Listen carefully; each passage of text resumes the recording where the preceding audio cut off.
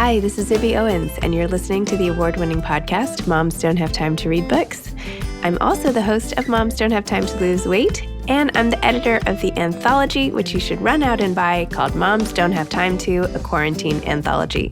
All proceeds of that book go to COVID-19 vaccine research. And I'm the editor-in-chief of Moms Don't Have Time to Write, a new publication on Medium, and we're accepting submissions, so please send your personal essays there. And if all that isn't enough, you can follow me on Instagram at Zibby Owens, and my website is zibbyowens.com. Okay, now back to this amazing podcast. James Whiteside is the author of Center, a funny, sexy, sad, almost memoir of a boy in ballet. James Whiteside's alter egos, by the way, are JB Dubs and Betch.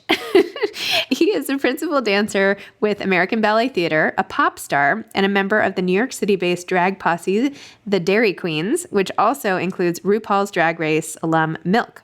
He has choreographed for music videos, commercials, film, and ballet, and in 2018, he starred in Arthur Pita's dance theater work, The Tenant, at the Joyce Theater in New York City. James also hosts his own popular podcast, The Stage Right Side with James Whiteside. That's funny. His song and music video, I Hate My Job, has been featured in the New York Times, Huffington Post, MTV, Billboard, and more. Welcome, James. Thank you so much for coming on Moms Don't Have Time to Read Books to discuss Center, a funny, sexy, sad, almost memoir of a boy in ballet. Thank you so much for having me. I'm so thrilled to be here. By the way, this is like an amazing cover. Were you so thrilled to see this? What did you think of it? Oh my goodness. Well, I had a lot of options to choose from with this cover. I knew I wanted to work with this artist named Daniel Clark, who I actually was connected with on Instagram. I love his digital paintings. I didn't want like a big photo of my face or something weird. So I asked for this artist to do like a rendering of this photo that I have. And it's amazing. And then the artists that work with Penguin Random House Design came up with this like pink and yellow, really poppy, wild cover that I just am obsessed with. And everyone comments on how good the cover is, which makes me really happy. Oh, well, now I feel, pathetic for saying what everybody else does. I like to be at least a little bit different. But anyway, I'm kidding. Of course, it's great. I don't know. I mean, they say covers don't make a difference, but it really can draw your attention in. So anyway, congrats on the cover. So why don't you tell everybody about why you decided to even write this book? I mean, here you are. You're this amazingly accomplished ballet dancer, huge star in so many different ways. And yet you spend a lot of time. And by the way, I loved your family history. I was like, I'm obsessed with your mom. I want to talk all about her story. But why write this book? So when I was around 20 years old, I had the idea to write a book called Center. So I actually had the title of the book, 15 years before I started writing it. I always aspired to be a person who was on center on a stage, which signifies its depth and width. And, at that time, I was an aspiring ballet dancer in the corps de ballet. I had just been an apprentice in Boston Ballet, and all I wanted to do was the lead roles in ballets like Swan Lake, Romeo and Juliet, Sleeping Beauty, and many more. So, I knew that I had all these stories living within me and that I have a unique voice, hair flip. So it felt right to explore writing. I'm not a writer per se, but I did my best here. And, I'm really, really happy with how it came out. I think it's really interesting to sort of explore yourself in a way that you never do. And I've learned so much from all of this. I bet. I mean, this was like a deep dive into so many parts of your life. And you did it in such a creative way too. I mean, the way you intersperse like the story and like flashbacks, like even different fonts. And then you have like a screenplay and drawings. And it's definitely like a huge creative, enterprise, if you will. So it's neat to see that because there's so many different ways to approach chronicling a life, right? Essentially. And this was really unique as you are. So there you go. Well, thanks. I didn't want it to be a sort of self-aggrandizing memoir. I'm 37 years old. I have not lived my life yet, really. So I wanted it to be like really multi-medium, like with illustrations and different forms of writing, fantasy, a screenplay or whatever. It's a little random, and that's why I like it. Well, you start out by basically showing us your incredible perseverance and how you grew up among all these amazing ballet dancers, and some of them attained success before you. And you had these summer internships where you got these scholarships to ABT for the summer. And then you had this like crushing thing where they wrote you this funny letter and they're like, yeah, no, you can't do that again. And you're like, you're basically telling me I've wasted all of my time. Like, thank you very much. So you have to like land on your feet again and not give up. What was it about, like, I always love hearing why people don't give up in certain situations, right? You were not discouraged, and obviously you had tons of talent and all the rest, but like, how do you just keep going and like go to Boston and like thrive there and then come back? And by the way, your negotiating skills with ABT were amazing about the soloist situation. I was like applauding you in that moment. So tell me a little bit about that.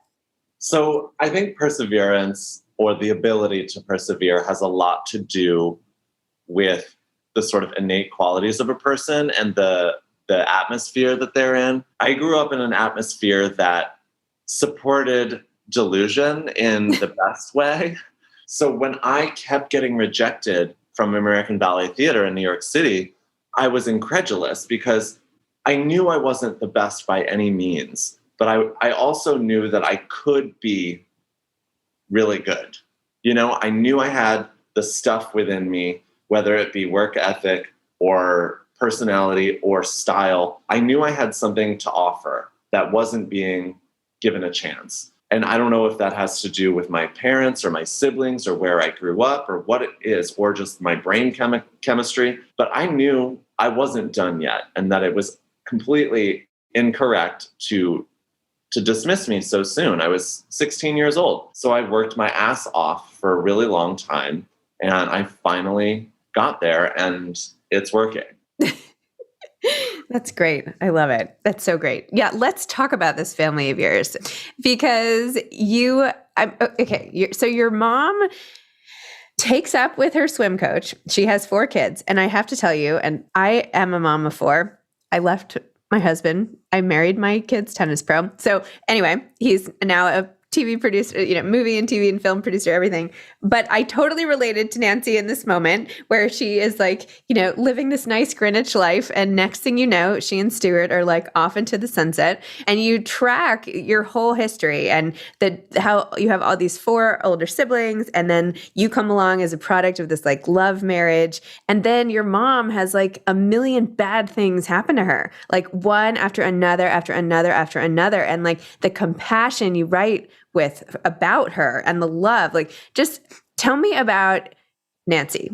Tell me about, like, just go there. So I dedicated the book to Nancy, my mother. I adore her, and I lost her in 2016. So sorry. And like, in writing about your late mother, like when I started writing this, it had only been like 3 or 4 years since she had passed. And, I don't know if that's quite enough perspective, but I did my best to write honestly with empathy and understanding, as opposed to like, I just did not want to write like a mean piece about my mother, who was fascinating, inspiring, creative, brilliant, and also incredibly flawed, as all humans tend to be. So I had a really intense task of writing honestly about someone that I really love and respect, with complete and utter devastating honesty.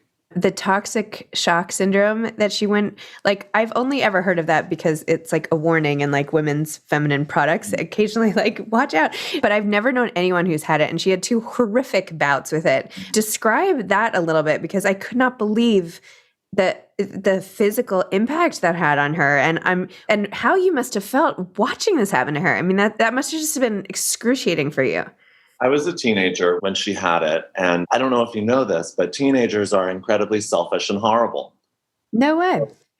So when this was all happening, I almost resented her for being ill, because I was going through my own issues, like trying to figure out my sexuality, coming to terms with the fact that my mother and father, divorced when I was 2 years old, and struggling with having 2 different households with different sets of rules, navigating being bad at school. and dancing, and all these things were going through my mind. And I was entirely too selfish to commiserate and empathize with a very, very, very ill woman. And so I have a lot of shame from that time, honestly. And that's something that I really learned in writing about my mother, is like how awful I have been, you know? And almost in writing this story, like my mother's story, it's like that was my best way of apologizing, because I think she deserves so much better than I gave her. You can only give what you have to give. I mean, that's what you had to give then. You can't like look back, and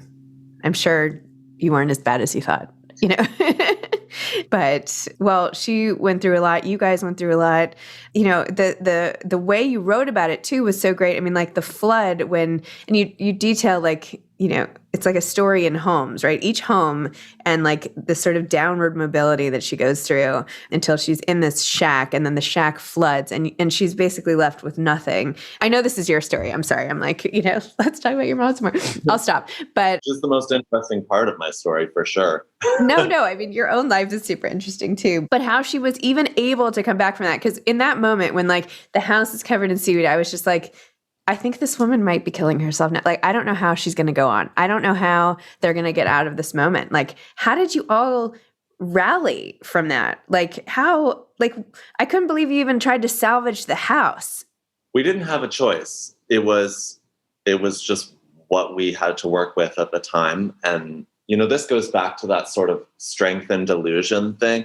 You know, she had 5 kids, all of whom have a very, very strong bond with one another. And I think in witnessing our bond, there was nothing to do but keep going. And we all lifted one another up and made it work, because there was no other choice. You know, it's rather inspiring when I think about the way she persevered. Wow. And last scene with your mom, I'm sorry, but when she and your sister-in-law, I guess, were standing at the top of the stairs and your mom was like in the worst place emotionally, and she was like, just look. And all of you guys were down there like laughing and carrying on. And she's like, look how beautiful this is. I mean, that was so moving, because it's like, no matter what you go through, like, look at what you can create and what lives on after you. And now look at that, you know, and here you are honoring her with this book. And I don't know, it's very moving. Thank you. Yeah, I mean, in the height of the pandemic, I sat with my siblings and my brothers and sisters-in-law, and we would just like get drunk and do Zoom like meetings together. And I would take notes on their experiences and just learn their points of view in dealing with Nancy and being raised by Nancy, because, you know, our age range is quite wide. So it was so exciting to hear about their points of view and their experiences and things like that. You know, it was beautiful to hear. Wow. That's amazing. And then back to your dancing. So now you're like, so what is it like now to have achieved all of this after going through so much? I mean, I like watch you on Instagram and you're like amazing. It's like so cool to see and what you can do with your body and like using it like that. Like, are you in pain a lot of the time? Like, how are you doing this? Like, are you like taking ice baths? Like, how do you get through all of this training and everything? I mean, ballet is rather painful and hard on the body. It's unnatural. You know, it's pretty unnatural what we're doing. But I don't take care of myself as much as I should. I absolutely loathe taking baths. I'm a very sort of quick and dirty kind of maintenance person. Like, if something's really messing me up, I will, you know, do an Advil before bed and like maybe ice my ankle or knee or something. But I don't really get massages all that often. You know, I don't do physical therapy as often as I should. I sort of let my body do its thing, and it tends to work out pretty well for me. I've been incredibly fortunate. I have not had completely debilitating injuries. I'd say the worst thing I've dealt with is patellar tendonitis, which is the tendon in your knee that connects your kneecap. And that's just from jumping around. And, you know, it's also called runner's knee. I don't run, but I sure do run around the stage. That counts. So you've achieved like so many of the goals you set out to do. And now you have this book out. Like, what's next? Like, what's on your list of like, okay, well, I did this and I did this. And like, now I want to do this. Is there a ballet you want to star in, a performance you want to do, a place you want to go, where you want to dance? Or is there something like personally you're eager to cross off the list? So, okay, this is going to be a laundry list of pipe dreams here, but Right. I like to put things out into the world. I would love very, very much to adapt an essay or two or three or all from my book into television or film or even a play. I would like to continue choreographing classical ballets. Ideally, I would make a full-length story ballet, hopefully centering around queer stories, because that doesn't exist yet. I would like to write a teen series of books, fiction. And yeah, that's a good laundry list for now. That is good. Wait, the teen series, what would that be about? I can't tell you yet, but I know what it's going to be about. Yeah, don't tell me. Spoil it yet because I know it will morph and change, but I have a very solid plan. That's awesome. I love that. Very cool. Someone will publish it. Excellent. Great. Well, so what advice would you have, having made it through this memoir project, aspiring authors, people who want to tell their own story or even want to figure out how to tell their family story in a way that doesn't alienate the people who are still alive and honors those who have passed away and yet gets to the crux of it? You've made it your way through here. What's your advice? My advice is to wait till everybody else is dead. I'm kidding.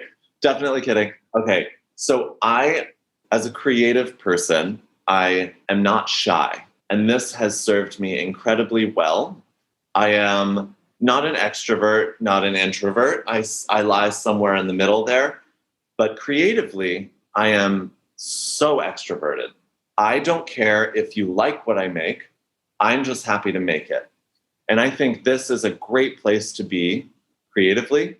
And, I didn't go to college. I pretty much barely graduated high school, but I am curious. I read a lot and I wanted to write a book. So I did my best to make it happen. So don't be shy, be creative, be bold, and just do it. I love it. That's great. James, thank you so much. Thank you for sharing your story and for chatting with me today. I really, truly enjoyed it. And yeah, it was great. Thank you, Zibby. It's my pleasure. I hope everyone enjoys it out there. Excellent. All right.